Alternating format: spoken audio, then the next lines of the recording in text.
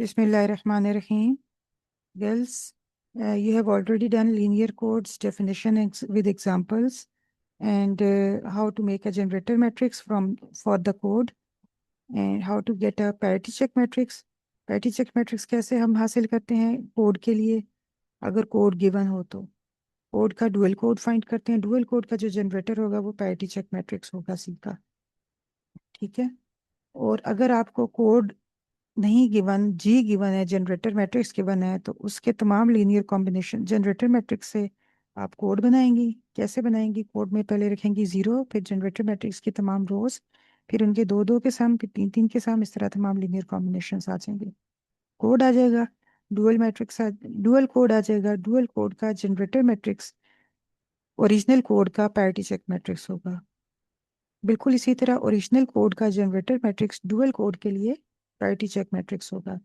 अच्छा, फिर हमने ये भी रिलेशन एक किया कि अगर जी आपका जनरेटर मैट्रिक्स है, एच आपका पैरिटी चेक मैट्रिक्स है, तो जी एच ट्रांसपोज या एच जी ट्रांसपोज दोनों को मैट्रिसेस को मल्टीप्लाई करें तो जीरो मैट्रिक्स आता है। मल्टीप्लाई करते हुए दूसरे मैट्रिक्स को ट्रांसपोज लेना पड़ता है ताकि रोज और कॉलम्स कंपेटिबल हो जाएं। ठीक है। तो ये थोड़ा सा हम देख लेते हैं यहाँ पर ऊपर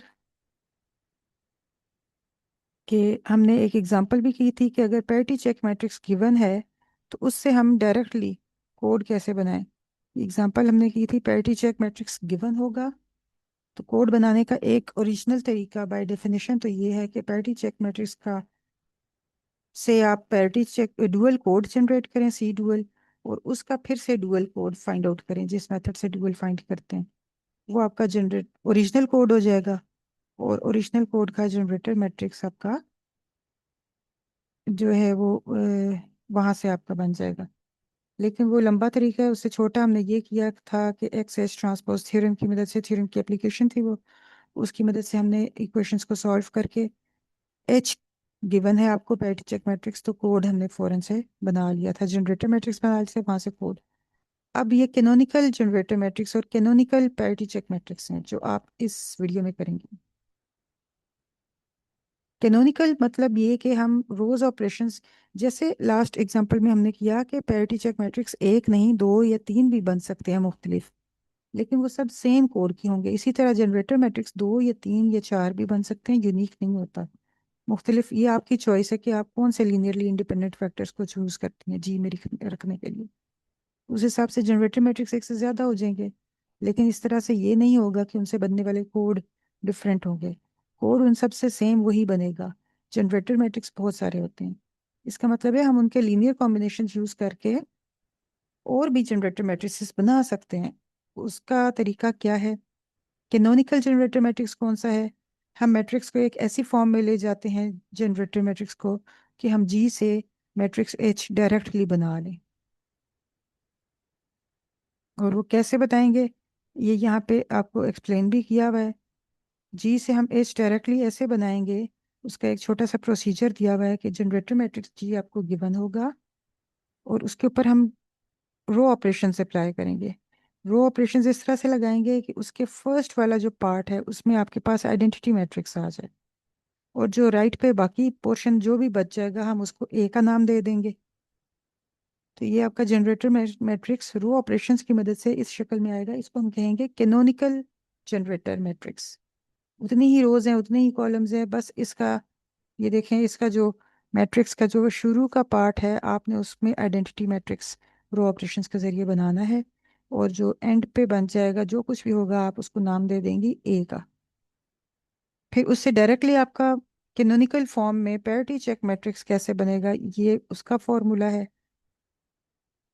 पैरिटी चेक मैट्रिक्स के लिए आप क्या करेंगी, वो जो आपका वहाँ ए बना था जनरेटर मैट्रिक्स में, राइट साइड पे जो मैट्रिक्स बच गया था ए, उसके एडिटिव इन्वर्सेस लेके माइनस ए का ट्रांसपोज आप फर्स्ट में रख दें, फर्स्ट हिस्से में, और आगे सेकंड हिस्से में आप उसी साइज की आइडेंटिटी रख दें, आइडेंटिटी मैट्रिक्स जो उस एच के अंदर सेट होता हो। तो ये आपका एच मैट्रिक्स आ जाएगा डायरेक्टली। इसी तरह से एच से जी भी बना सकते हैं। एच अगर आपको मैट्रिक्स गिवन है तो पिछली एग्जांपल में तो हमने मैट्रिक्स एच की मदद से क्या किया था कि एक स्मॉल एक्स वेक्टर ले लिया था और उसको मल्टीप्लाई करके एक्स एच ट्रांसपोज थ्योरम को यूज़ किया था।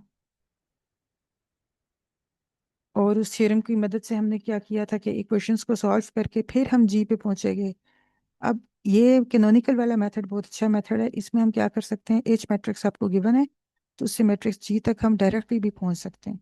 कैसे पहुंचेंगे, एच को हम रोज ऑपरेशन लगाएंगे इस तरह से कि उसके फर्स्ट पार्ट पे, उसके सेकंड हिस्से में, एच के सेकंड हिस्से में आइडेंटिटी बनानी है याद रखिएगा, और जी की बनानी हो आइडेंटिटी तो वो फर्स्ट हिस्से में बनानी होती है। एग्जाम्पल हम करेंगे, आपको अच्छी तरह से एक्सप्लेन हो जाएगी चीज़ें।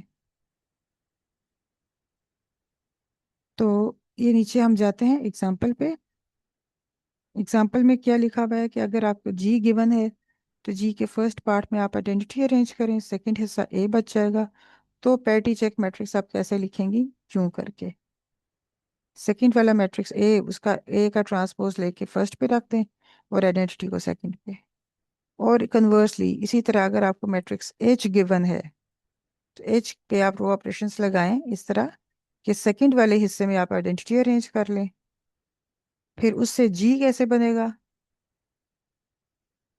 एच में सेकंड पोर्शन में आप आइडेंटिटी करेंगी तो जो पहले बच जाएगा वो बी होगा, और बी का आपने क्या करना है, जनरेटर मैट्रिक्स बनाने के लिए बी का एडिटिव इनवर्स लेके ट्रांसपोज आप यहाँ बाद में रखते हैं और शुरू में जिस साइज की भी सूटेबल आइडेंटिटी हो वो रखते हैं।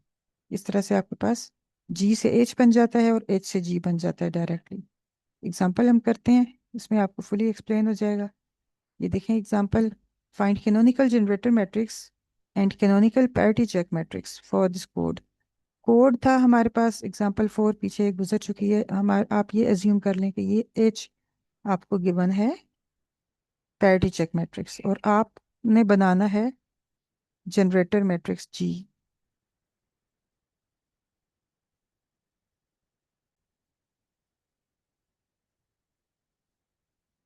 जी, तो एच अगर आपको पैरिटी चेक मैट्रिक्स गिवन है, एच में मैंने आपको बताया था कि हम क्या करेंगे, इसके दूसरे हिस्से में आप यहाँ पर आपने रो ऑपरेशंस की मदद से आइडेंटिटी अरेंज करनी होती है। तो क्योंकि इसमें 2 रोज हैं तो 2 बाई 2 साइज की, ये देखें यहाँ पे ऐसे बनेगी ना, ये 2 बाई 2 साइज का यहाँ पे इस हिस्से पे आप आइडेंटिटी बनाएंगे। ये हमने रो ऑपरेशंस लगाए इस तरह कि यहाँ पे आपका 1001 अरेंज हो गया। अब ये जितना, ये चीज जितनी भी बच गई है ये हो जाएगी बी।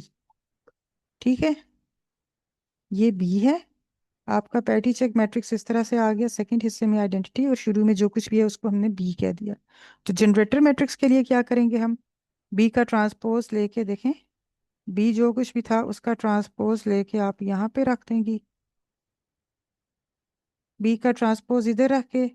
तो क्योंकि अब जब ट्रांसपोज लिया तो पहले उसकी बी के तो 3 कॉलम्स बनते थे, तो यहाँ उसकी 3 रोज बन गई। तो इधर 3 साइज की आइडेंटिटी, 3 बाई 3 साइज की आइडेंटिटी यहाँ पे रख देंगी। याद रखना कि एच में सेकंड हिस्से में आइडेंटिटी अरेंज करते हैं, और जी में अगर अरेंज करनी हो जी से एच बनाने के लिए तो पहले हिस्से में आइडेंटिटी रखते हैं। ठीक है, और देखें एच में आपने 2 बाई 2 साइज की आइडेंटिटी बनाई थी, जबकि उसमें जो मैट्रिक्स बी बच गया था उसमें 2 रोज और 3 कॉलम्स थे। तो बी को जब हमने दोबारा से देख लीजिए तो ये बी वहां से लिया और उस बी का एडिटिव इनवर्स तो Z2 में 1 का 1 ही होता है, बी का ट्रांसपोज लेके यहाँ पे रखा तो वो 2 कॉलम्स और 3 रोज बन गए। तो अब यहाँ 2 साइज की आइडेंटिटी सूटेबल नहीं है, 3 रोज के लिए यहाँ आइडेंटिटी का साइज भी 3 हो जाएगा। देखिए उसमें आइडेंटिटी का साइज 2, इसमें 3, टोटल लेंथ 5, 2 + 3 5, इस तरह से एडजस्ट हो जाता है।